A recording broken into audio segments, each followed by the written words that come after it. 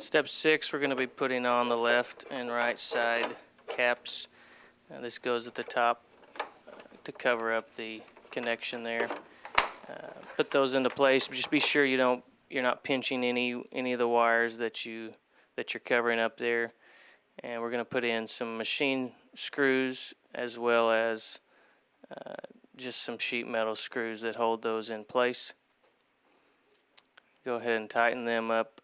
Be careful not to over tighten them because you can crack the plastic, but we want to be sure they're tight so they don't make any noise.